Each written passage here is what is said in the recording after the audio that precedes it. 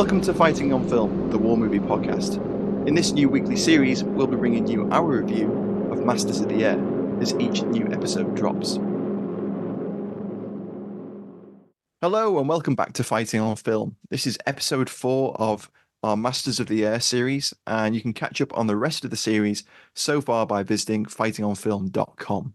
Before we begin, don't forget you can get 10% off at checkout on airfix.com by using the code FOF podcast, all caps, all one word. Get yourself some money off some tasty model kits there. Yeah, so we are into episode 4. We're a quarter of the way through now, aren't we? 9 episodes. Well, Just almost over a half. quarter. Almost Almost halfway. half. Like probably a third, I Yeah. would say. Is that And after the not maths is not our strong point, apparently. no, we're film reviewers, we're not mathematicians, Matt. Yeah. This episode picks up as most episodes do, right off the back of episode 3. And as you would have seen, hopefully you've seen. If you haven't, go and watch it. Episode 3 is quite something, and there's a lot that's gone on, and 4 just picks up straight after. So I think we should get into talking about it. Yeah, this is the last of the 4 episodes that are directed by Kari Fukunaga. And then the rest of the back end of the series, the next 5 episodes are directed by various different directors. So it'd be interesting to see and discuss tonally any shifts and changes, the way characters are handled, and shot choice, etc. But yeah, this is kind of a bit of a soft reset for this series after the aftermath of episode 3, isn't it? And we get some new crews introduced, some new character focus, who are going to be with us throughout the rest of the series. Now, we haven't mentioned this before, but these are spoiler reviews, and I'm sure this is episode 4. You already know what we're going to do. We're going to discuss our favorite scenes, chat about the sort of flow of the episode, and just give a general appreciation of the show. Spoilers, you've been warned. So this, as I said, picks up straight after 3. So Cleven and Buck are still in Africa. They're just about to. Everyone's still in Africa. The whole wing is still in Africa. Yeah, everyone. The thing that annoys me about it a little bit is actually I wish we'd lingered in Africa a little bit longer. I get you. Yeah. Because we get an establishing shot just after in the prologue, and it's them all by the forts. They're all carrying kit round, and then Bucky's got a fez on. So there's a little bit of stuff's been going on. Like he's found a fez somewhere. And then the 10th Air Force is spotted in the distance coming. And I just would have liked a little bit longer in Africa. Obviously, difficult to do. It's all done on those the screens. Back projection. Fancy back projection. That's what I'm calling exactly, it. the LCD back projection stuff. And probably would have been difficult to do, sets and stuff. Yeah. But it would have been cool to see, the logistics of them getting back, perhaps, because it That just might have cuts been to cool. a bicycle in the UK again, so the straight back. But it wants to get going, doesn't it? It wants to show you what's going on. So you, as I said, so Quinn and Bailey, after being shot down in Alice from Dallas, they're on the ground in Belgium, having been picked up by the resistance. And there's this great interrogation sequence where there's another guy called Bob that they meet, and he's supposedly an aircraft a bomber crewman. And they are asked questions like, who does Babe Ruth play for? And Bailey gives this big spiel of, well, he was with this club, now he's actually with this club, you were wrong. So he proves his Americanness, proves himself by the questioning. And then you get a section where they're told to recite the national anthem. And Bob's really going for it, really giving it some. And Bob and Quinn and Bailey are a little bit more sort of like more real, where Quinn's going like, he's like trying to remember the lyrics, and you've got Bob giving it the whole. I definitely don't remember ours. I could do the bits that people know, but not that I do weird the verse. first 2 sentences. That's about it. But yeah. And then straight after that, they're being taken through woods by the Belgian resistance. And one of the resistance members asks Bob for a light, and he gets out a lighter, and then he's shot in the head. Yeah. And Bob and Quinn and Bailey are like, what the hell did you do that for? Like, he's just American as me. I've been chatting to him for an hour. And he goes, no, he was an infiltrator. And I like that good bit. one. Yeah. Not a very good great. one. but very Secret Army. Like if Very any Secret listeners have Army. seen the 70s BBC Secret Army show, it's very Secret Army this week. Some of it at Very least. hello hello. I There's don't think yes, so. it, I mean the mise en scene's as good as hello hello. Let's be fair. Yeah, Like it's true. yeah, I love that shot of where they pull into the probably garden or somewhere some French train station, and it Yep. kind of like pans past a couple of like Nazis like chatting on the platform. Proper cliche, but it's just what you want Yeah, to it's ramp the tension. it's that's the kind of shot you would see in an Indiana Jones film, Yeah, it like is. A Nazi reveal, you know? Yeah, it's cool. It's really good. It does. I like it when it leans into the tropes a little bit because it's Mm, allowed to. I think at this point you are allowed a few cliches here and there if they're used well. So then while that's going on, you've also got what's going on in Thorpe's Abbot. So Crosby comes in with his narration and he says 25 missions. That's what you'd have to do to go home, and then they create a war bonds tour around you. And Captain Glenn Dye and his crew are the closest to the goal, and they're waiting for them to come back. And then the fort does come back. They're firing flares. They do a low overpass over the Thorpe Abbot hmm. airfield.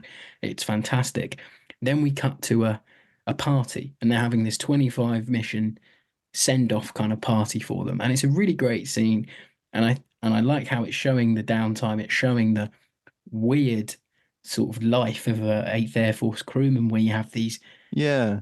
moments of madness in the air, and then you're down on the ground having a Well, the party because you're Colonel kind of encapsulates that quite nicely in a little dialogue he has with a lot of the bomber crew commanders, where he's like, mm, it's the battles in the air, and then what you do on the ground. Well, that's up to you guys, you know. exactly. He's worried that they're Kind of like becoming flak happy. really like loosening the lead on them a little bit there, and Yeah, like just very interesting scene where they're all, they talk about being flak happy and stuff, which is an interesting inclusion.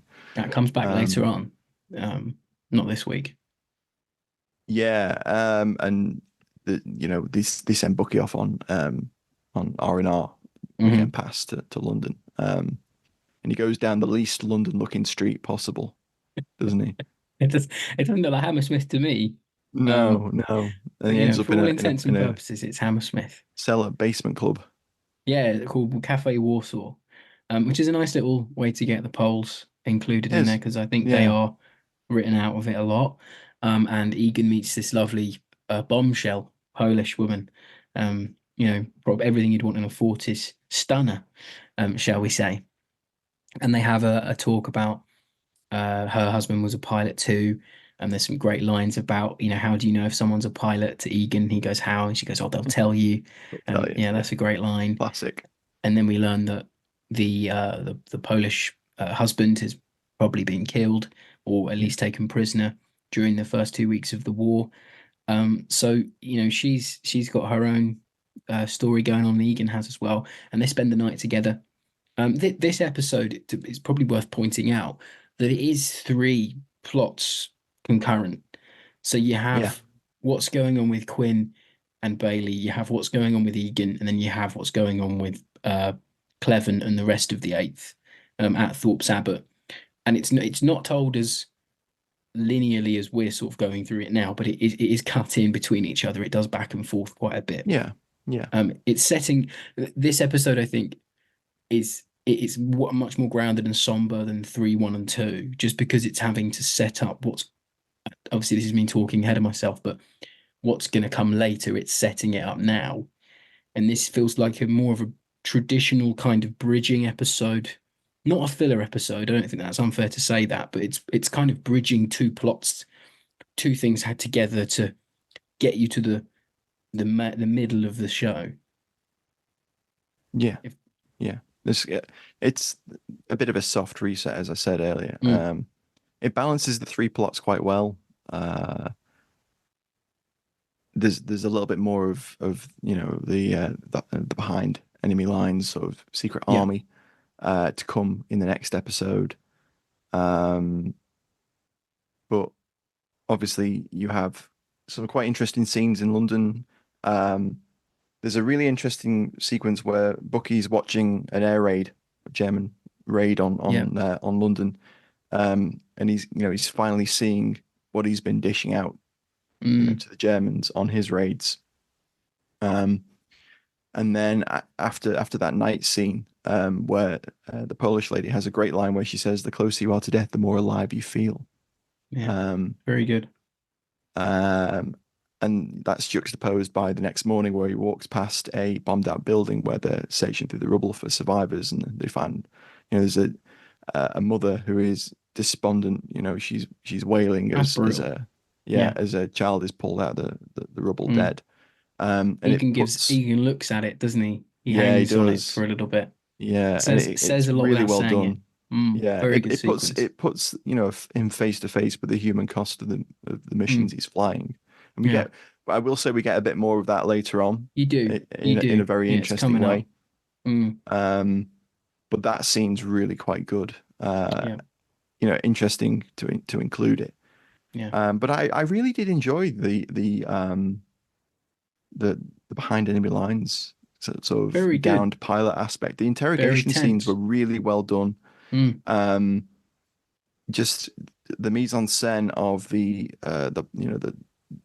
bar they're in, the train station, the yeah, carriages, and the there's a great CGI shot of Paris, like an overhead like landscape yeah. shot of Paris as the train enters the city, It's very good. um, and it looks very effective. Yet again, the money's not been spared. The setting's great. The costumes are still great. There'll be no Ellie Tally this week, I think, folks, because it's not an episode like that. There isn't really Mm. much going on there. The only thing that I could really pick out that was Ali to me was the scene where Engineer Lemons fixes the magneto on Buck's That's not Ali. fool. That's a favorite scene. That is my Is that a literal favorite favorite scene for you? scene. Is it? Okay, fair enough. Okay, I've jumped the The gun one there thing then. I did think about for the Ali Tally was the American Red Cross clubmobile girls. That's nice. That's a lovely touch. Yeah. I like the inclusion of them. It adds another human element, and Mm, one of them gets close to a bomber crew member that doesn't come back. yeah. One of the lads from Rosenthal's, Yeah, who's a new from character his who's or introduced, we should mention, mm. played by Nate Mann, who is in Licorice Pizza, Ray Donovan, and Evil on Paramount Plus. Oh, And nice. he looks a heck of a lot like Crosby in some angles, so it did He confuse does, me. doesn't he? Yeah, Yeah, that's why he's got the mustache, though. that's it. That's it to Yeah, differentiate. Yeah, and he yeah. obviously becomes a very famous figure within the Eighth Bomb Group, but at the And moment we he follow him he's for new. the rest of Yeah, we rest of do. the series. Very prominent figure from here on in. But I will say that I love the interrogation scenes where they arrive back from a raid and they come into the interrogation hut, and Yeah, the Red Cross girls like handing out brandy or whiskey and coffee. Um, and one of them is wearing like she's got wearing her own like jacket. And M41 what M41 yeah, jacket. yeah, Yeah, with all the patches yeah, on it. all the patches up Yeah, the that's really arms. nice. I That's like I that's like to a think that the men have given her those. It's like a hmm keepsake. hmm Yeah, I do. I it's a love that. really nice bit of character growth through costume. Rob's Yeah, hot on that this week, we've the talked a last lot couple about of that weeks, haven't you lately. been? We really have. And it does a pretty effective job. But Yeah, as I said, let's talk about some favorite scenes. yeah. Let's do it. I'm Captain Dale Dye, and you're listening to Fighting on Film. So, I mean, I think I nearly spoiled your favorite scene. So I think maybe you should tell us about it rather than me having. Yeah, so we got Raf as the ground crew sergeant. And he has this great little sequence where he fixes a magneto down on Mm, uh, Book's plane, and they say, well, we'll have to pull you out of the raid, and they're already kind of low on manpower. yeah. They need all the bombers they can get. So they make the decision to fix the magneto as they're rolling up the flight line to Mm, get ready to taxi to take off essentially. And it gets to two planes, one plane ahead of them, and he's fumbling actually inside the engine cowling, which is yeah. really cool because that's Mates are part of the chasing plane him that in you the Willis never Jeep. think you'll Yeah, see. it's cool. Um, which was a really interesting little, just a nice tight little scene that shows how important the ground crew were, which is It does. something we talked about with Captain Dale Dye in our last episode of the main podcast. Mm, We did an interview with Dale That's out That went now. out Listen to it last now. Yeah. Wednesday or this, Wednesday, wherever it went out before this episode. If you're listening in 6 months' time, you'll know you'll be able to find it. The double record has thrown the It's FOF throwing us HQ into the turmoil. overdrive. No, I do. I think you're right though. That sequence injects just a little bit of stakes into this episode because obviously there Yeah. are stakes anyway going on. But in terms of bomber action, it's a very light bomberette in Well, we terms of don't see like the raid, do seeing we? We it. see No, we them. don't We see see the raid. the tension, the build up to the raid with the new crew. We see the great scene with fixing the Magneto. Yeah, You see them take off, and then you see them return, and because there's that's certain my people who favorite don't make it. scene. Yeah, my favorite scene this week is the fact we don't have a raid Mm, in a weird way. So we've seen it at this point. We've seen the scratch raid on Bremen. We've seen um the big raid last week on Ravensburg. We've seen it. So we know as an audience now what that looks like. And obviously people watching this show will know the Second World War in any way. You know you can imagine what a bomber raid looks like. So we don't see it, and it's the raid again. But then you have this great scene in the interrogation hut where you're sort of dolly shotted through it, a continuity sequence even through the interrogation hut, and you hear from the men. They paint the picture for you. So you've got dialogue of one chap says it was like flying into a wall of flak. Another crew says we didn't see any shoots from this bomber, and then we learn that Cleven hasn't returned, and out of the 8 bombers are lost, and that's 80 men in that mission. mhm. So it takes a heavy toll again. And then from that, you get this great bit with Egan in London. It's the closing part of this episode. And if you read the Masters of the Air book, it's featured very, very early in. I think it might even be in the prologue of the book, where Egan's on the phone to Thorpe Abbots after reading about the raid in a newspaper. Really like that. Really grounds it for the time. And he uses baseball terminology to talk to the Yeah. man on the phone, his commanding officer on the phone. And he says, "Is there a game tomorrow? Tell coach I'll be there at game time and I want to pitch." End credits. Yeah. Fantastic dialogue. Pretty much verbatim to the time, I think. And that's just after he's Really seen good. the effects of the bombing in Yeah. London and the mother that's racked with grief. Yeah. And So it's a Egan, very effective little sequence. it is, and he's told that Bucky went down swinging.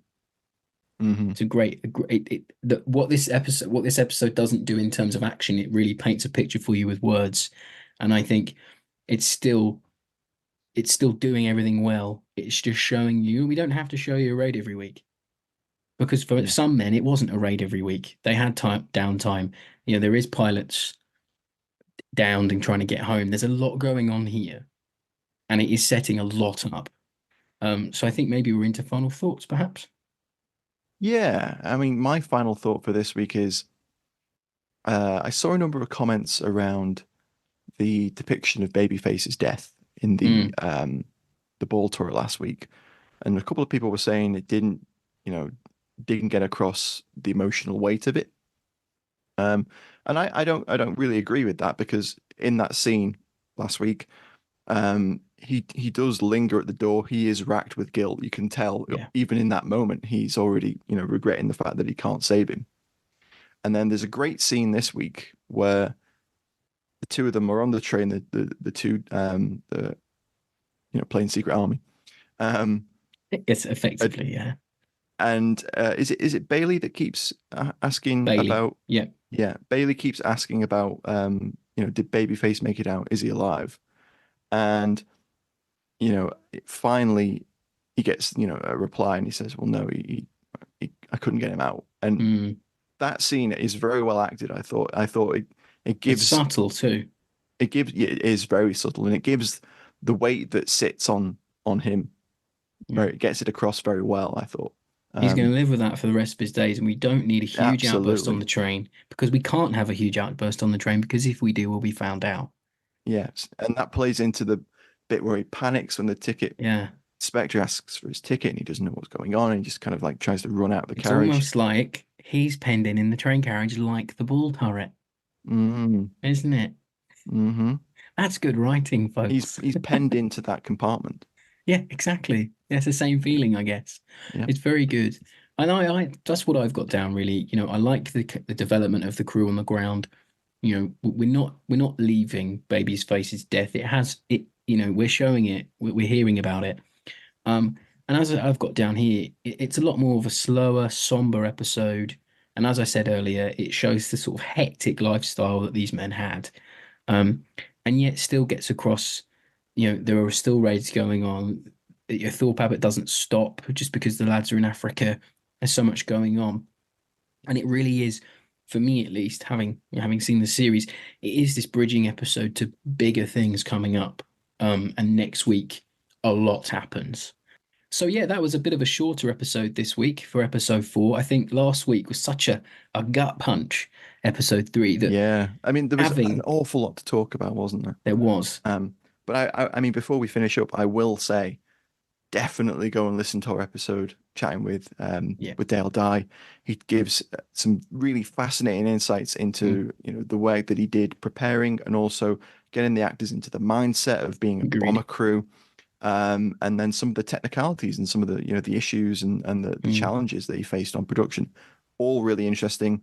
Definitely worth checking out if you haven't listened to that yet. Yeah, and if you're still unsure on the series, I recommend our Dale Dye interview to Yeah, maybe sort of sell you if on you've it. somehow managed to listen to this all the way through and Well, I mean, enjoyed some the people do. spoilers, Some they people do. do. And if you then wanted to go back and be swayed by Dale, then he totally does. And he does it without giving any spoilers away. So there'd be no spoilers Exactly. for the rest of the series. No, So you're exactly. safe there. So yeah, episode 4, a strong, somber episode that sets up bigger things to come. So do join us next week for episode 5 of Masters of the Air. And don't forget, you can get 10% off at airfix.com if you use the code FOFPodcast, all caps, all one word. Yeah, you'll get some money off, some lovely model kits. Maybe you'll make your own. What's your thought of the week, Rob? I know you got one this week. We haven't had one for a couple of weeks. Maybe you'd make your own thought of the week, which this week, to round out the episode, is Rosenthal's Bomber, Rosie's Riveters, which is absolutely inspired. Absolutely brilliant name. Fantastic. Catch you next week, folks, for another Masters of the Air review. Bye-bye. Bye, everyone.